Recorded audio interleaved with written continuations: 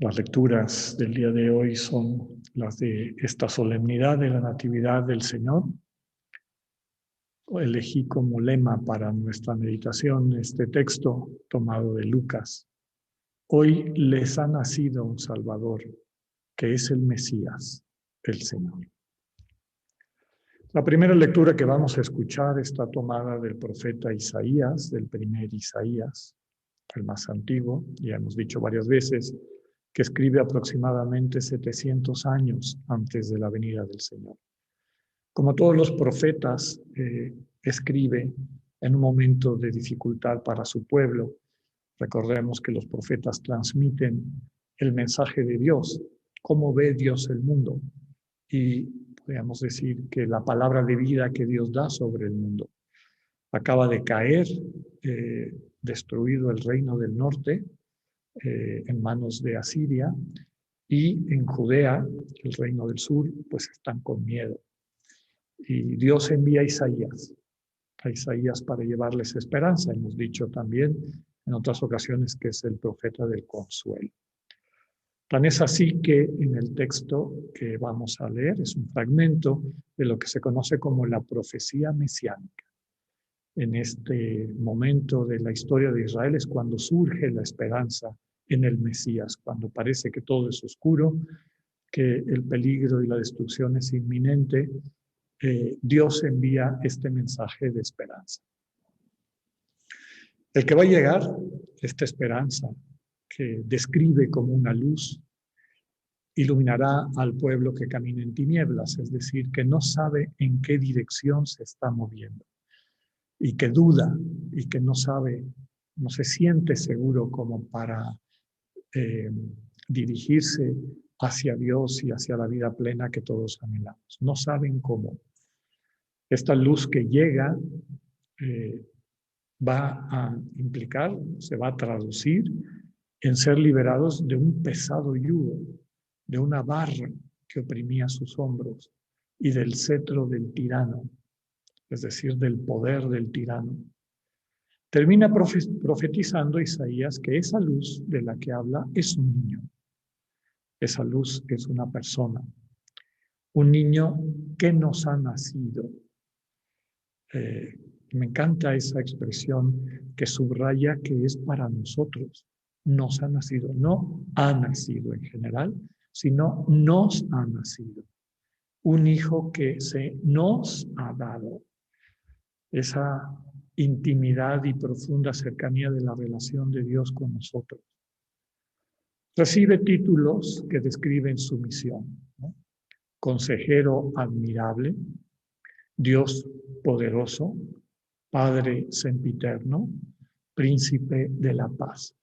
Estos títulos eran normales en esa época para hablar de los reyes o de los gobernantes. Aquí lo que llama la atención es que Dios está en medio. Consejero admirable, pues muchos reyes a lo mejor. Padre sempiterno, ahí vemos algún elemento que apunta hacia Dios, aunque a algunos reyes también se les llamaba padres de los pobres, defensores de los pobres, lo mismo príncipe de la paz.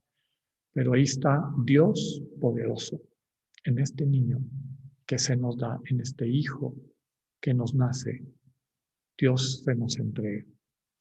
Termina diciendo que su principado será de una paz sin límites, lo consolidará con la justicia y el derecho. Como resumen, como palabra, me quedo con esta última expresión: el celo de Dios lo realizará. Es decir, el amor profundo, el vínculo que une a Dios con nosotros es lo que lo realizará. El salmo que vamos a escuchar es el Salmo 95, 96. Es un himno que nos invita a alegrarnos y a proclamar la soberanía de Dios. Esta manera como podemos entender mejor el término de Dios como rey o Dios como reino. Dios es el soberano, Dios es el que guía, el que está al centro, el referente permanente de mi vida, la luz que me va a guiar para no quedar en las tinieblas que describía Isaías. Este Dios es soberano de todo lo que existe. Toda la creación es invitada a cantarle al Señor, a bendecirlo. Tan es así, este salmo es especialmente bello, usa 19 formas distintas para describir esta actitud de un gozo que no podemos guardar en el corazón. Proclamarlo, anunciarlo, alegrarnos, que retumbe el mar, que salte de gozo el campo, que se regocijen los bosques. Dios viene a gobernar el orbe con justicia y rectitud. Como palabra podemos acoger esta. Regocíjese todo ante el Señor. La segunda lectura está tomada de la carta del apóstol San Pablo a Tito. Esta carta es una de las llamadas cartas pastorales, porque a través de ella Pablo da consejos a los líderes de las comunidades fundadas por él, los episcopos o presbíteros. Episcopos, que después evoluciona en nuestra palabra obispo, que quiere decir el que cuida desde arriba, y presbítero, literalmente anciano, aquellas personas que ayudan al episcopo a cuidar al pueblo de Dios. Espera que estas autoridades sigan las actitudes del Señor Jesús, el que se ha presentado siempre como el buen pastor. Tito fue amigo y compañero de viaje de Pablo. La carta nos lo presenta como responsable de la iglesia de Creta. Tito fue tan apreciado por Pablo que es destinatario de una carta personal. El tema central del escrito es el misterio de Cristo. La lectura de hoy nos invita a renunciar a una vida sin religión, es decir, una vida donde Dios ha quedado fuera, y a vivir de una manera sobria, justa y fiel a Dios. Termina diciendo que Cristo se entregó para liberar nuestro amor, para que podamos vivir entregados a practicar el bien. Qué linda vocación. Ojalá la acojamos y la vivamos día con día. Como palabra resumen, pongo esta frase. En Cristo se ha manifestado la gracia de Dios a toda la humanidad. El Evangelio de esta noche está tomado de San Lucas y es precisamente el relato de Lucas del nacimiento del Mesías. Inicia ubicando toda la escena dentro de coordenadas temporales y espaciales. César Augusto gobierna en Roma, Quirino es gobernador de Siria. Dios viene a hacerse presente a la historia concreta de la humanidad, con todo su dramatismo, el dramatismo de nuestra historia, y al mismo tiempo tan llena nuestra historia de posibilidades. Dios nos viene a acompañar para que esas posibilidades se hagan realidad. Lucas nos presenta a José y a María viajando de Nazaret a Galilea, a la ciudad de David, Belén, para empadronarse en el censo. Subraya la intervención providente de Dios que hace cumplir así las profecías. Y esto nos hace entender a fondo qué significa una profecía, ¿no? Algo que es puesto antes, una especie de dato que queda registrado en la historia para que reconozcamos cuando Dios lo que prometió, lo está actuando. Ahora Dios está actuando lo que prometió en aquella visión que tocó el corazón del profeta del consuelo, Isaías. Esa profecía decía que el Mesías debía ser de la estirpe de David y nacer en Belén. Con todo, su llegada es totalmente carente de los indicadores que el mundo considera importantes. No tiene riqueza, no tiene poder, no tiene fama, no tiene ningún dominio. Vive dentro de una realidad de sumisión, una realidad de marginalidad, de vulnerabilidad. El Mesías nace en el seno de una familia pobre y migrante. Ni siquiera están en su casa. El evangelista transmite el dramatismo de la escena con estas palabras sencillas. María tuvo a su hijo primogénito, lo envolvió en pañales y lo recostó en un pesebre, porque no hubo lugar para ellos en la posada. Después nos introduce a los primeros invitados a experimentar el milagro de Dios con nosotros, los pastores, pobres como el niño que acaba de nacer. Recordemos que los pastores eran parte de los excluidos de entrar al templo por su impureza ritual permanente. Estos que estaban afuera, porque no se consideraban dignos de entrar al lugar de encuentro con Dios, ahora Dios viene a invitarlos personalmente en primer lugar. Toda la escena es transfigurada por una alegría que va creciendo y se va contagiando. Del ángel a los pastores, de los pastores entre sí, de los pastores a la familia. Como resumen, este cántico, esta proclamación de los ángeles: paz en la tierra a la humanidad amada por Dios.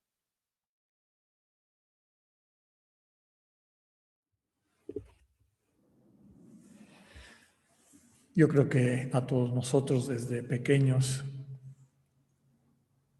si tuvimos la oportunidad de crecer en un ambiente de cariño, en un ambiente que nos transmitiera estos valores fundamentales de lo que significa ser humano, esta fecha y el misterio del Dios que se nos confía, del niño que nos ha nacido, del hijo que se nos ha dado, mueve de manera particular nuestros corazones, suscita en nosotros la ternura, ablanda la dureza de nuestro egoísmo, nos abre el corazón para encontrarnos con nuestros hermanos y hermanas.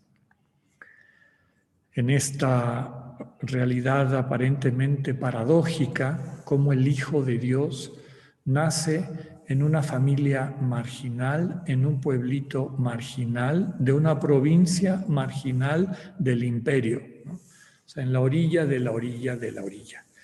Y en ese pueblito marginal ni siquiera era de ahí. Sus padres estaban de paso, eran migrantes, no tenían un techo propio, no tenían muchas de las seguridades a las que estamos nosotros acostumbrados y que percibimos como fundamentales. Detrás de todo esto hay un profundo mensaje de Dios. El nacimiento de su Hijo es realmente una revolución religiosa.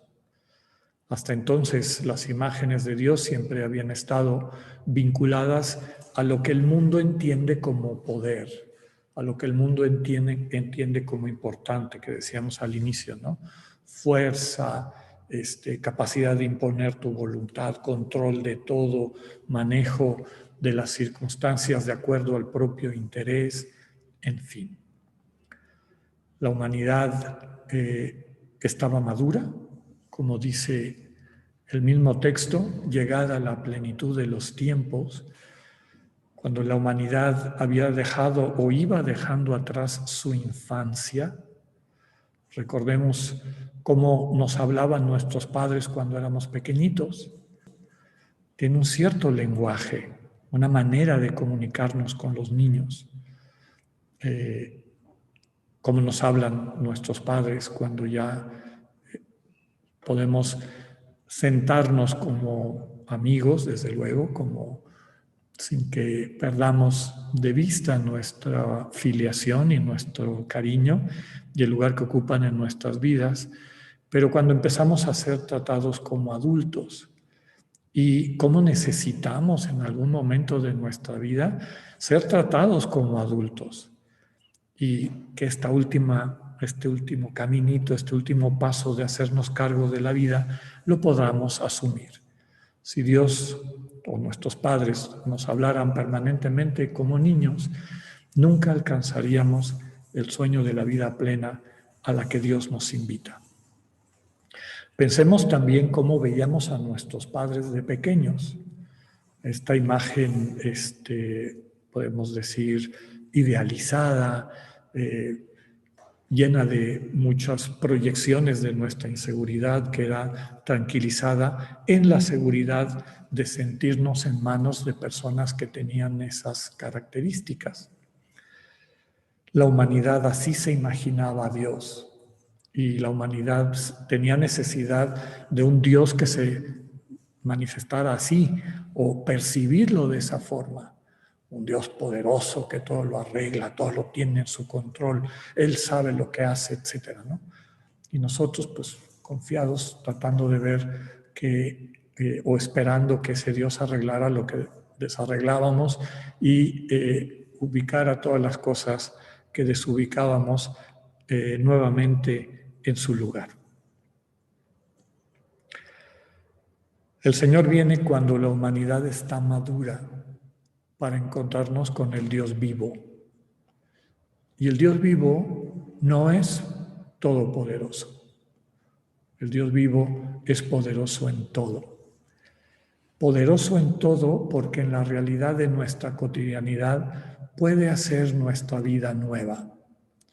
Poderoso en todo porque tiene la llave o tiene el camino, tiene la posibilidad de invitarnos, de acogernos, de llevarnos a la vida eterna, a lo que la Biblia muchas veces describe como vida plena o vida definitiva, que es la traducción del término griego zoe, que no es lo mismo que bios. Una vida en Dios, con Dios y desde Dios. Y aquí es donde viene el mensaje central y la sabiduría infinita, la misericordia infinita de Dios en el misterio de la Navidad. La única manera que tiene Dios para acogernos en esa fiesta eterna es el amor, es amándonos. Y como en varias ocasiones hemos dicho, el amor es frágil, o podríamos decir es frágilmente poderoso, porque Dios no te puede obligar ni a ti, ni a mí, ni a nadie a que lo ame. Puede solamente acudir una y otra vez a buscarnos y a invitarnos. Mira, aquí estoy, te quiero, déjame darte un abrazo, déjame mostrarte cómo te veo, déjame mostrarte cómo te sueño, déjame acompañarte en tu vida, no te vas a arrepentir.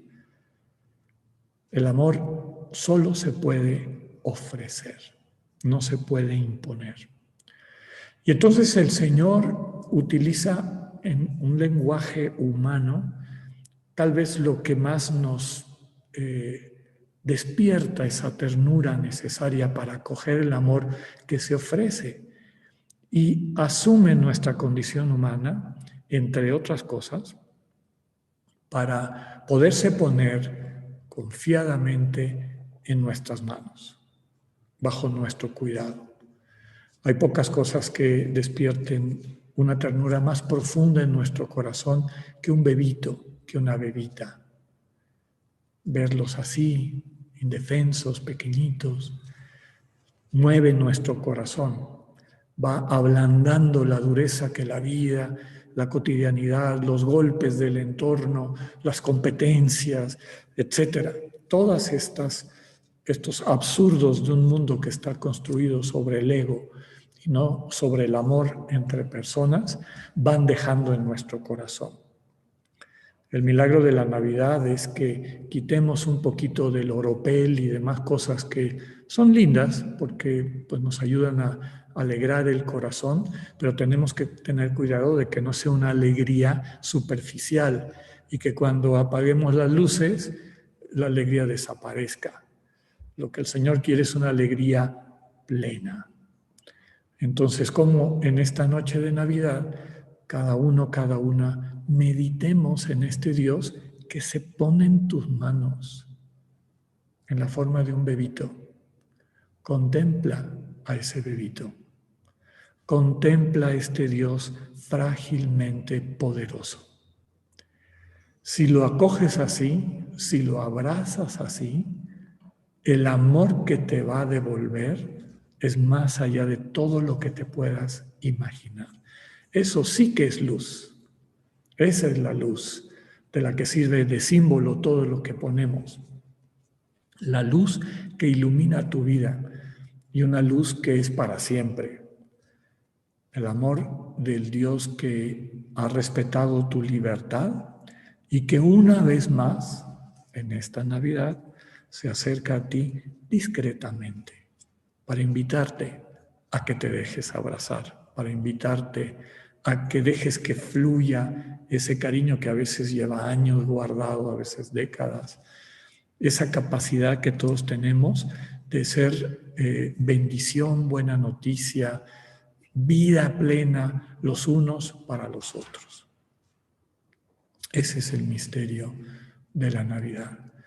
Y tenemos que asumirlo así. Si fuese un bebé en un entorno absolutamente con todo resuelto, no tocaba el corazón igual. Como nos invitaría San Ignacio de Loyola, entra a la escena.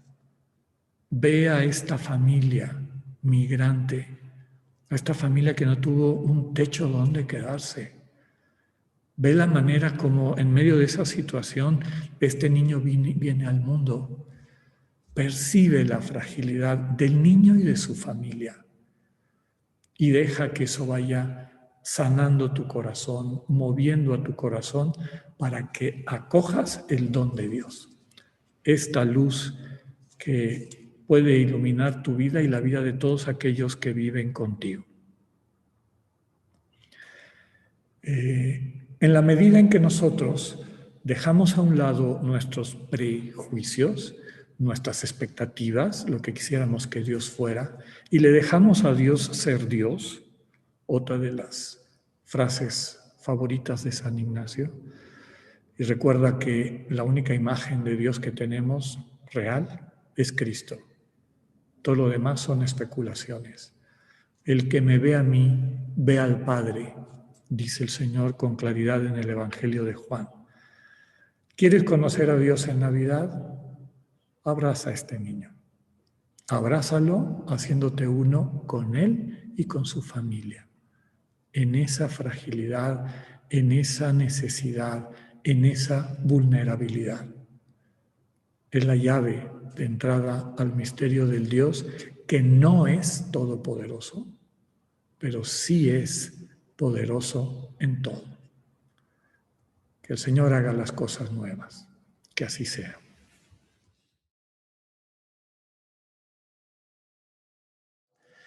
El evangelizar implica que seamos una buena noticia, no solamente que hablemos de ella, sino que nos constituyamos en buena noticia para los demás. Eso lo lograremos mientras mantengamos a este niñito en el corazón.